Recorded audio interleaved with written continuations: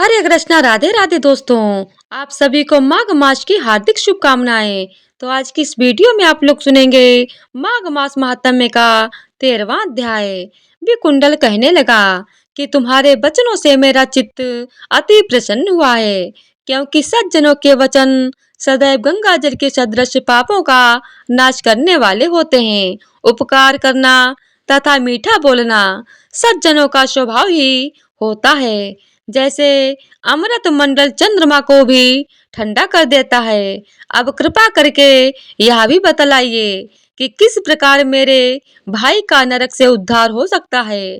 तब दूत कुछ देर ज्ञान दृष्टि से विचार कर मित्रता रूपी रस्से से बंधा हुआ बोला कि हे वैश्य, यदि तुम अपने भाई के लिए स्वर्ग की कामना करते हो तो जल्दी ही अपने 8 जन्म के पुण्य फल को उसके निमित्त अर्पण कर दो। तब भी कुंडल ने कहा कि हे दूत, वह पुण्य क्या है और मैंने कौन से जन्म में और कैसे किया है, सो सब बतलाओ, फिर मैं अपना पुण्य अपने भाई को दे दूंगा।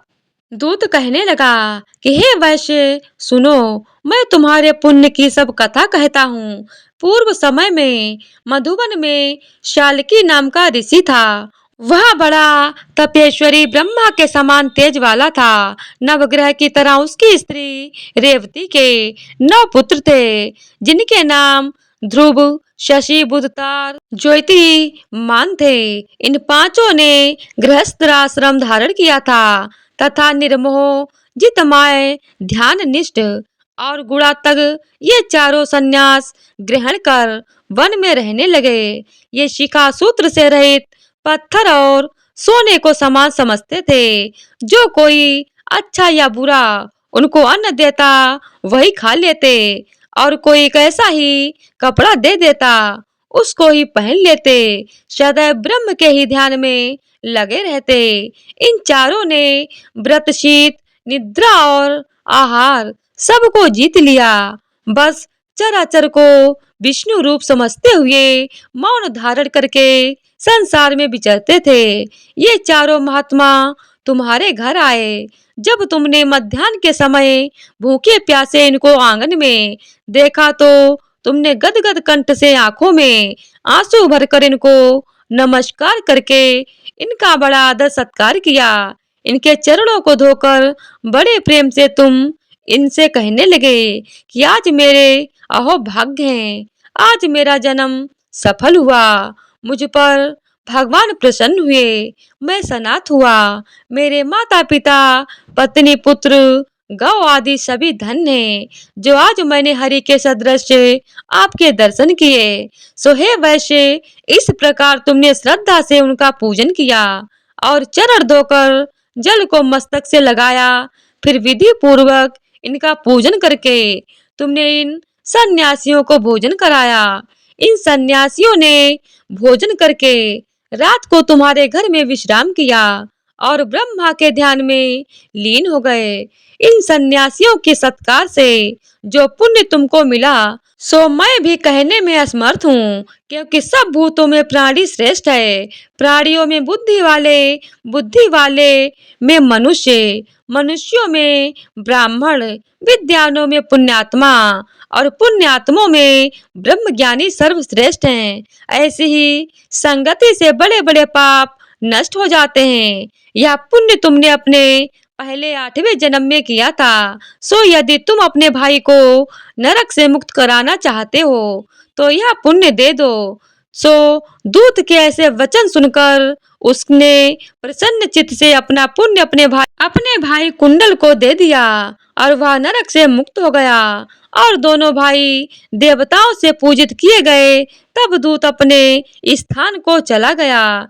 इस प्रकार वैश्य के पुत्र विकुंडल ने अपना पुण्य देकर अपने भाई को नरक की यातना से छुड़वाया।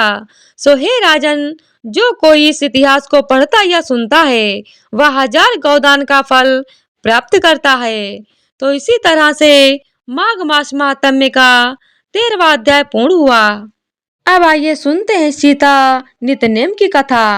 यह कहानी सीता माता कहती थीं और श्री राम इसे सुना करते थे। एक दिन श्री राम भगवान को किसी काम के लिए बाहर जाना पड़ गया तो सीता माता कहने लगी कि हे भगवान, मेरा तो 12 वर्ष का नित्य नियम है। अब आप बाहर जाएंगे तो मैं अपनी कहानी किसे सुनाऊंगी। श्री राम ने कहा कि तुम कुएं की पाल पर जाकर बैठ जाना और वहां जो औरतें पानी भरने आएंगी उन्हें अपनी कहानी सुना देना। सीता माता कुएं की पाल पर जाकर बैठ जाती हैं। एक स्त्री आई, उसने रेशम की जरी की साड़ी पहन रखी थी और सोने का घड़ा ले रखा था। सीता माता उसे देख कहती हैं कि बहन, मेरा 12 वर्ष का नित्य सुन लो। पर वह स्त्री बोली कि मैं तुम्हारा नित्य सुनूंगी तो मुझे घर जाने में देर हो जाएगी और मेरी सास मुझसे लड़ाई करेंगी। उसने कहानी नहीं सुनी और चली गई। उसकी रेशम जरी की साड़ी फट गई, सोने का घड़ा मिट्टी के घड़े में बदल गया। सास ने देखा तो पूछा कि ये किसका दोष अपने सर लेकर आई हो। बहू ने कहा कि कुएं पर एक औरत बैठी थी, उसने कहानी सुनने के लिए कहा, लेकिन मैंने नहीं सुनी, जिसका यह फल मुझे मिला है। बहू की बात सुनकर अगले दिन वही साड़ी और घड़ा लेकर सास कुएं की पाल पर गई। सास को वही माता सीता बैठी मिली तो माता सीता ने कहा कि बहन, मेरी कहानी सुन लीजिए। सास बोली कि एक बार छोड़, मैं तो 4 बार कहानी सुन लूंगी। राम आए लक्ष्मण आए, देश के पुजारी आए, नित नेम का नेम लाए। आओ राम बैठो राम, तपी रसोई जियो राम, माखन मिश्री खाओ राम, दूध बतासा पियो राम, सूत के पल का मोठो राम, शाल दुशाला पोठो राम, शाल दुशाला ओढ़ो राम। जब बोलूं जब राम ही राम, राम संवारे सबके काम। खाली घर भंडार भरेंगे, सबका बेड़ा पार करेंगे। श्री राम जय जय राम। सास बोली कि बहन, कहानी तो बहुत अच्छी लगी। कहानी सुनकर सास घर चली गई और उसकी साड़ी फिर से रेशम जरी की बन गई। मिट्टी का घड़ा फिर सोने के घड़े में बदल गया। बहू कहने लगी, सासू माँ, आपने ये सब कैसे किया। सास ने कहा कि बहू, तू दोष लगा के आई थी और मैं अब दोष उतार कर आ रही हूँ। बहू ने फिर पूछा कि वह कुएं वाली स्त्री कौन है। सास बोली कि वे सीता माता थीं। वे पुराने से नया कर देती हैं, खाली घर में भंडार भर देती हैं, वह लक्ष्मी जी का वास घर में कर देती हैं, आदमी की जो भी इच्छा हो उसे पूरा कर देती हैं। बहू बोली कि ऐसी कहानी मुझे भी सुना दीजिए। सास बोली कि ठीक है, तुम भी सुनो। और सास ने कहानी शुरू की। राम आए लक्ष्मण आए, देश के पुजारी आए, नित नेम का नेम लाए। आओ राम बैठो राम, तपी रसोई जियो राम, माखन मिश्री खाओ राम, दूध बतासा पियो राम, सूत के पल का मोठो राम, शाल दुसाला पोठो राम, शाल दुसाला ओढ़ो राम। जब बोलूं जब राम ही राम, राम सवारे सबके काम। खाली घर भंडार भरेंगे, सबका बेड़ा पार करेंगे। श्री राम जय राम, जय सिया राम जय जय राम। कहानी सुनकर बहू बोली कि कहानी तो बहुत अच्छी है। सास ने कहा ठीक है, इस कहानी को रोज कहा करेंगे। अब सास बहू रोज सवेरे उठती, नहाती धोती और पूजा करने के बाद नित नेम की सीता की कहानी कहती।